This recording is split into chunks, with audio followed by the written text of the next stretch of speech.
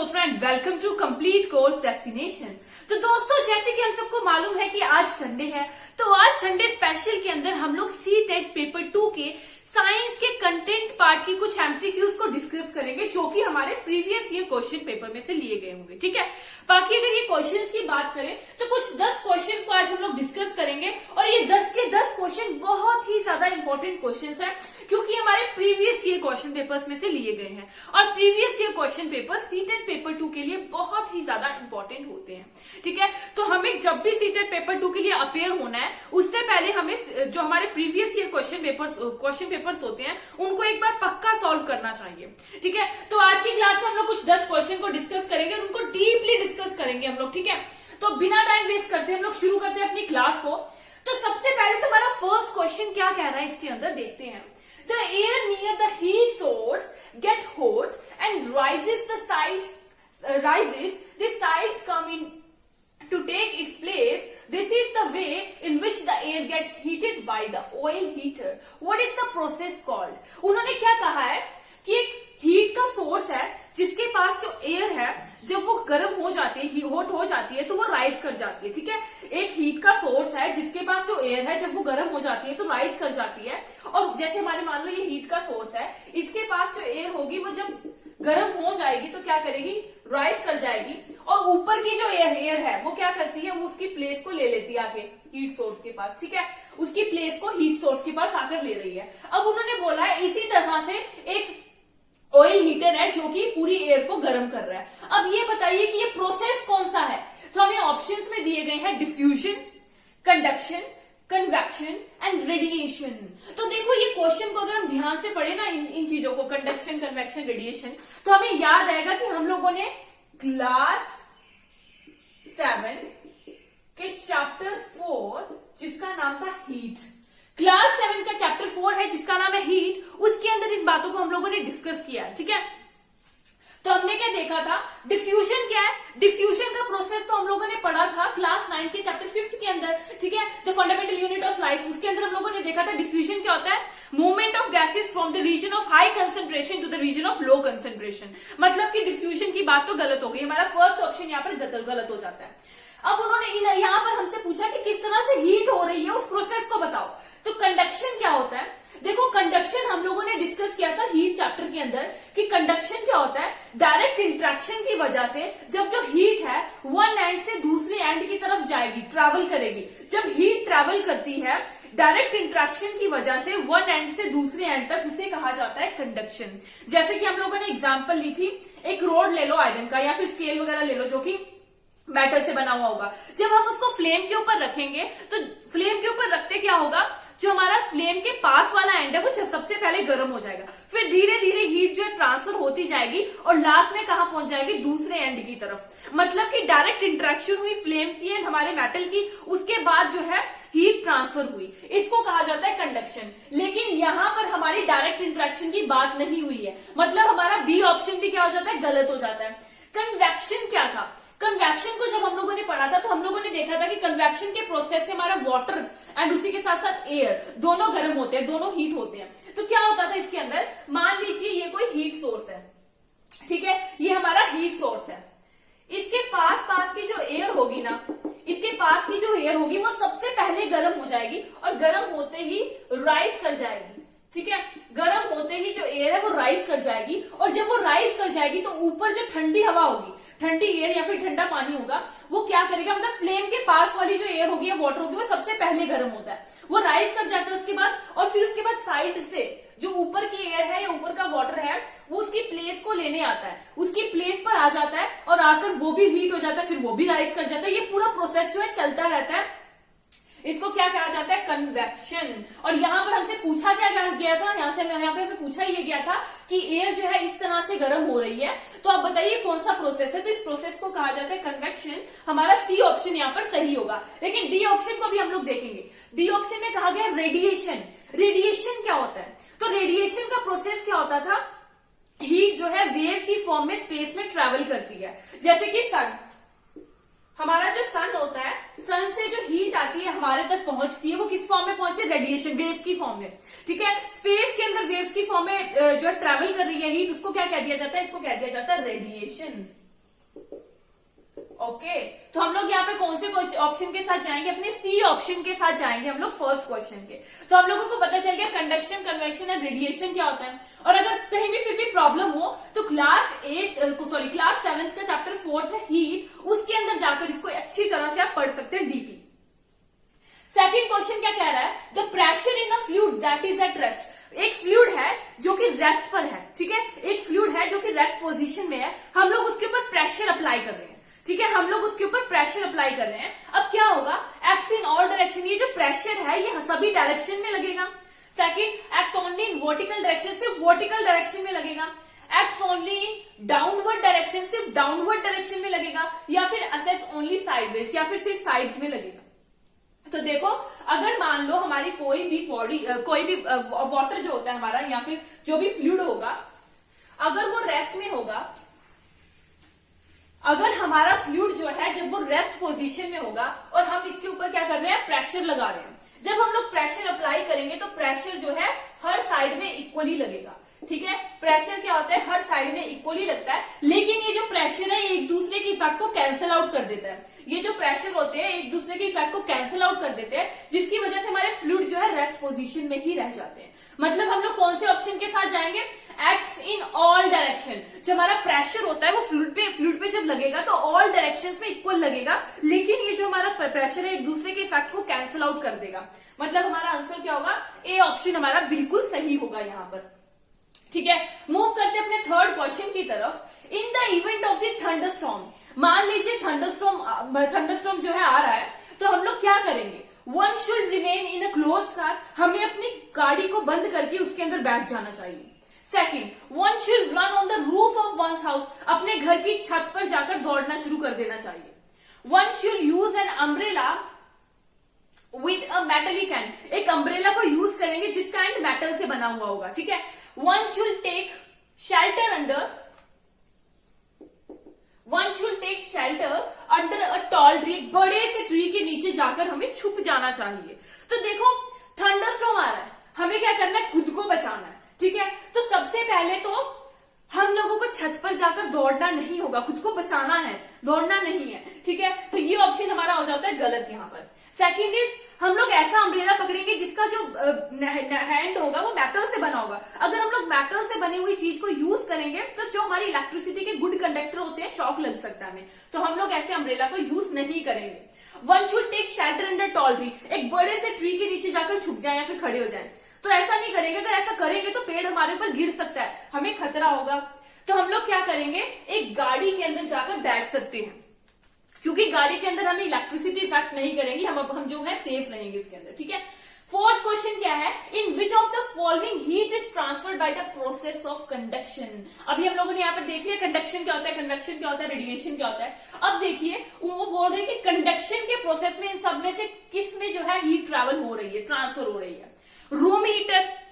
तो room heater से जो हमारी कंडक्शन था वो था क्या, डायरेक्ट इंट्रैक्शन की वजह से, टच करने की वजह से, हम किसी को टच कर रहे हैं फिर वन एंड से दूसरी एंड तक हमारी हीट ट्रांसफर हो रही है, ऐसा बोला गया कंडक्शन के प्रोसेस में। लेकिन रूम हीटर को हम टच नहीं करते हैं, है ना, रूम हीटर को हम टच नहीं करेंगे। Second is from sun to the earth, sun से अर्थ तक पहुंचने के लिए हम लोग देखा था कौन सा प्रोसेस था, रेडिएशन, है ना, वेव्स की फॉर्म में। Sea breeze to land breeze की बात करें तो sea breeze and land breeze क्या होता है, देखो सी ब्रीज क्या है, अगर हमारा जो समुद्र होता है, ठीक है, हम लोगों ने बात की थी उसी चैप्टर के अंदर, अपने क्लास 7 के चैप्टर 4 हीट के अंदर, कि जो हमारी सी है, मान लीजिए ये सी है और ये लैंड है, जो हमारे कोस्टल एरियाज होते हैं, जो समुद्र तटीय एरियाज होते हैं, वहां पर क्या होता है, वहां के लोग एक अजीब से फिनोमिना को फेस करते हैं। डे टाइम पे जो हमारा लैंड होगा ना, ये जल्दी गर्म हो जाता है, लैंड जल्दी गर्म हो जाता है, लेकिन हमारी सी जल्दी गर्म नहीं होती है डे टाइम में। तो लैंड जब गर्म हो जाएगा तो लैंड के ऊपर की एयर भी जो है गर्म हो जाएगी। अब गर्म हवा क्या होती है, गर्म होने के बाद राइज करने लग जाती है, ठीक है, गर्म हवा राइज करने लग गई, लेकिन सी के ऊपर जो हवा है वो ठंडी है, तो वो जो ठंडी हवा है वो क्या करेगी, लैंड के ऊपर की एयर जो राइज करेगी, लेकिन सी की जो एयर है वो लैंड की तरफ मूव करना शुरू कर देगी, और फिर जो हमारी लैंड की एयर है वो वापस से सी की तरफ चलेगी। मतलब इस फिनोमिना को क्या कह दिया जाएगा, ऐसी एयर को क्या कह दिया जाएगा, सी ब्रीज कह दिया जाएगा। तो ये फिनोमिना यहाँ पर नहीं हो रहा है। उसके बाद क्या है, from one end of the spoon to the other end of when dipped in the hot tea. तो देखो एक स्पून को हम लोगों ने गर्म चाय के अंदर डुबो रखा है, यहाँ पर डायरेक्ट टच हो रहा है कोई चीज, उसके बाद उसके वन एंड से लेके दूसरे एंड तक हीट ट्रांसफर हो रही है। तो ये बात बिल्कुल सही है, हम लोग अपने डी ऑप्शन के साथ जाएंगे, यहां पर कंडक्शन के प्रोसेस से हीट ट्रांसफर हो रही है। ओके, उसके बाद हमारा क्वेश्चन आ जाता है fifth question, a rubber sucker when pressed on a surface stick to it because of. एक रबर सकर है जिसको हम लोगों ने क्या किया, सरफेस के साथ प्रेस किया, सरफेस पे प्रेस किया। अब क्या हुआ, अब बताइए कि किसकी वजह से वो जो सरफेस है उसके साथ स्टिक कर गया। तो हमारे पास ऑप्शन है एटमॉस्फेरिक प्रेशर, एटमॉस्फेरिक प्रेशर की वजह से, ग्लू ऑन इट उसके ऊपर गोंद लगी हुई है, सरफेस टेंशन की वजह से, फिर ग्रेविटेशनल फोर्स की वजह से। तो देखो अगर हम लोग रबर सकर की बात करें, अगर हम लोग रबर सकर की बात करें, जब हम इसको प्रेस करेंगे अपने सरफेस के ऊपर प्रेस करेंगे तो क्या होगा, प्रेशर अप्लाई करेंगे तो इसके अंदर की जो एयर होगी वो स्केप कर जाएगी, अंदर की जो एयर होगी वो स्केप कर जाएगी, जिसकी वजह से क्या होगा, जो हमारा रबर सकर होगा वो जमीन के साथ, लैंड के साथ, सरफेस के साथ स्टिक कर जाएगा because of atmospheric pressure. Atmospheric pressure उसके ऊपर लगेगा जिसकी वजह से वो सरफेस के साथ बिल्कुल चिपक जाएगा। ठीक है, तो ग्लू वगैरह कुछ नहीं, सरफेस टेंशन भी नहीं, ग्रेविटेशनल फोर्स तो हम सब पर है, हम चिपक नहीं जाते लैंड के साथ, हम मूव कर सकते हैं, बट एटमॉस्फेरिक प्रेशर की वजह से, क्योंकि उसके अंदर बिल्कुल एयर नहीं रहेगी, बिल्कुल सारी स्केप कर जाएगी, वो जो है बिल्कुल चिपक जाएगा सरफेस के साथ। उसके बाद हमारा क्वेश्चन है the function of saliva is to. Saliva का फंक्शन क्या होता है, तो सबसे पहले तो हमारा सलाइवा कहां पर सेक्रेट होता है, माउथ के अंदर सैलिवरी ग्लैंड्स के द्वारा। ठीक है,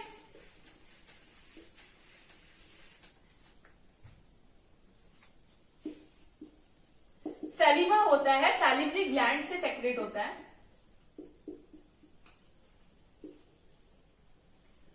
अब हमारे पास ऑप्शंस क्या दिए हुए हैं, convert starch into sugar, starch को शुगर के अंदर कन्वर्ट कर देता है। Second option is prevent the food from entering the wind pipe, food को विंड पाइप के अंदर नहीं जाने देता। फूड तो जब भी हम लोग च्यू करते हैं उसके बाद विंड पाइप के अंदर जाता है, मतलब ये ऑप्शन तो गलत है। विंड पाइप के अंदर से, विंड पाइप से होते हुए स्टमक के अंदर पहुंचता है। स्टमक के अंदर बहुत सारे एंजाइम्स होते हैं, जैसे कि हाइड्रोक्लोरिक एसिड होता है। हाइड्रोक्लोरिक एसिड स्टमक के मीडियम को क्या करता है, एसिडिक करता है, जिसकी वजह से क्या होता है, पैक्सिन एक्टिवेट होता है, और पैक्सिन क्या करती है, प्रोटीन को डाइजेस्ट करती है, और वहीं उसी के साथ साथ म्यूकस भी स्टमक के अंदर जो होता है, जो कि स्टमक की वॉल्स को प्रोटेक्ट करता है। ठीक है, तो हमारी ये वाली बात तो बिल्कुल गलत है, बी वाली। उसके बाद है कन्वर्टिंग कार्बोहाइड्रेट टू प्रोटीन, नहीं, कार्बोहाइड्रेट को प्रोटीन के अंदर कन्वर्ट नहीं करेगा। स्टार्च इनटू फैट तो नहीं। हमारा जो सलाइवा है उसका काम क्या होता है, सैलिवरी ग्लैंड से सेक्रेट होता है, उसका काम क्या होता है, ये फूड के अंदर जो स्टार्च होता है उसको कन्वर्ट कर देता है, ब्रेक डाउन कर देता है इनटू शुगर। ओके, तो हम लोग ये ऑप्शन के साथ जाएंगे।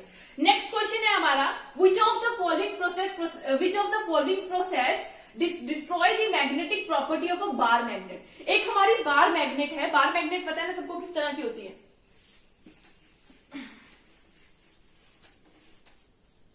एक हमारी बार मैग्नेट है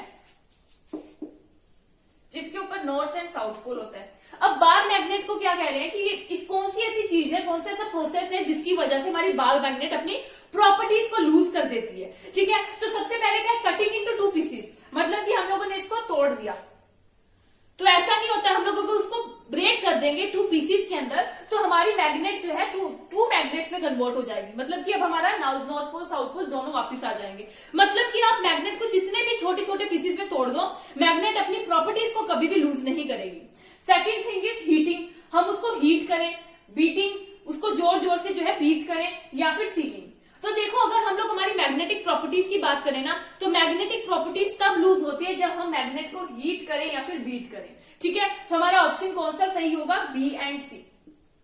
ठीक है, बी एंड सी वाला ऑप्शन हमारा सही होगा यहाँ पर। उसके बाद 8th क्वेश्चन है, विच of the following is the reproduction part of ginger. हमारा जो जिंजर है, जिंजर का रिप्रोडक्टिव पार्ट कौन सा होता है, कौन से पार्ट को रिप्रोडक्टिव पार्ट माना जाता है। हमारे पास ऑप्शंस है यहाँ पर, लीफ, रूट, स्टेम और सीड। जिंजर की लीफ, रूट, स्टेम या फिर सीड, इनमें से कौन सा उनका रिप्रोडक्टिव पार्ट है। तो अगर हम लोग जिंजर की बात करें तो जो जिंजर होता है ना, जिंजर के अंदर जो हमारी स्टेम होती है, स्टेम को रिप्रोडक्टिव पार्ट माना जाता है। इसके अंदर क्या होता है, राइजोम्स नाम की बैक्टीरिया होते हैं, राइजोम्स होते हैं, जो कि क्या करते हैं वेजिटेटिव, इसी वजह से वेजिटेटिव प्रोपोगेटिव पार्ट माना जाता है, ठीक है, मतलब कि रिप्रोडक्टिव पार्ट माना जाता है। तो हमारी स्टेम जो होती है, स्टेम जो है हमारी रिप्रोडक्टिव पार्ट मानी जाती है जिंजर की, ठीक है।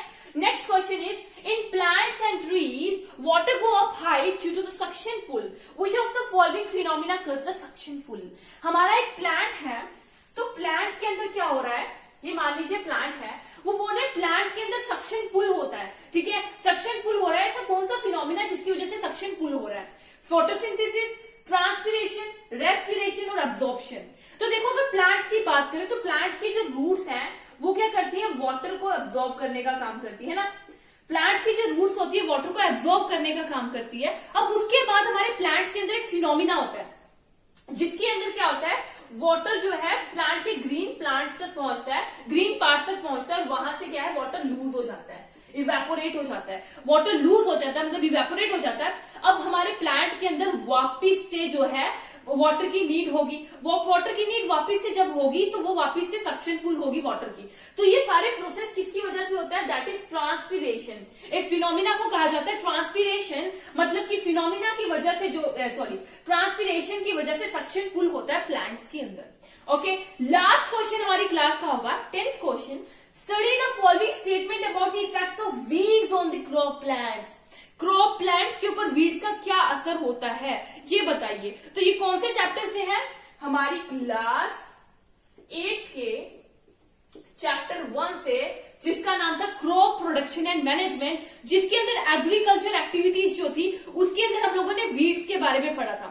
तो वीड्स क्या होते हैं, अनवांटेड प्लांट्स, अनवांटेड प्लांट्स होते हैं जो कि हमारी क्रॉप्स के अंदर उग जाते हैं। अब देखिए इसमें क्या ऑप्शन दिए हुए हैं, they help crop plant to grow healthy, ये क्रॉप को हेल्दी ग्रो होने के लिए हेल्प कर रही है, ये बात तो गलत लग रही है।